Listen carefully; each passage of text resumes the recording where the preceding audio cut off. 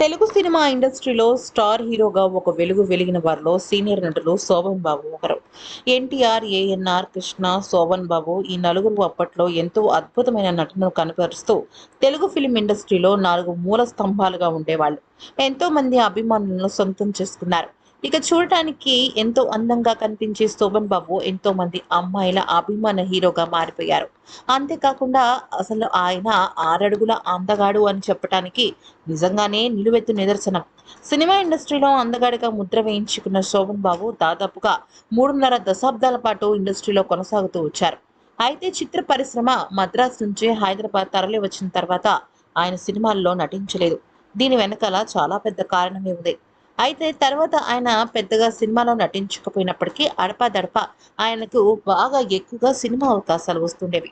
అయితే శోభన్ బాబు గారికి ఎంతో గొప్ప పేరు ఉండేది ఆయన అందగాడని. ఆ విషయం మనందరికీ తెలిసిందే.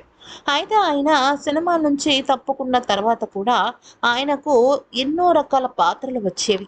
కానీ ఆ పాత్రలన్నీ కూడా సైడ్ క్యారెక్టర్స్ పాత్రలు. అంటే కీలకమైన పాత్రలే అయినప్పటికీ కూడా దాని మీద హీరో అన్న ముద్ర ఉండదనమాట. అయితే ఇక ఆయన కూడా నిర్మాతలను వెళ్ళి అడగటం గానీ, డైరెక్టర్లను వెళ్ళి అడగడం గానీ ఇవేమీ చేసేవారు కాదు.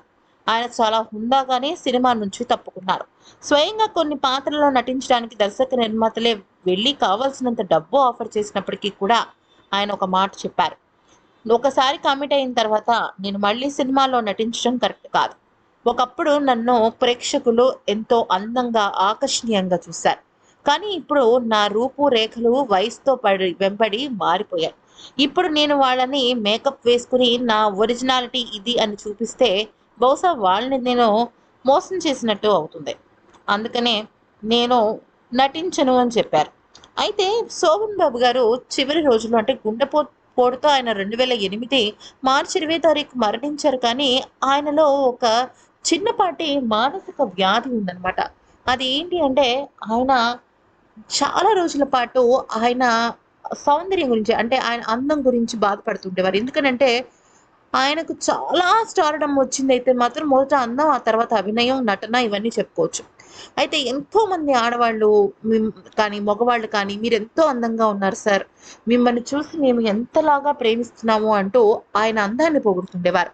రాను రాను ఆయన సినిమాలు మానేసిన తర్వాత ఆయన అందానికి ఎంతైనా వయసు మీద పడిన తర్వాత అందం అనేది తగ్గుతూ ఉంటుంది. ఆ మానసిక వేదనని ఆయన తట్టుకోలేకపోతుండేవారు. అంతేకాకుండా ఆయనకి ఒక భయం ఉంది. అదేంటి అంటే ఆయనకు తొందరగా మరణం అంటే ఇష్టం లేదు. ఆయన ఎప్పుడూ కూడా నేను నిండు నూరేళ్ళు బ్రతుకుతానయ్యా అంటూ ఉండేవారు.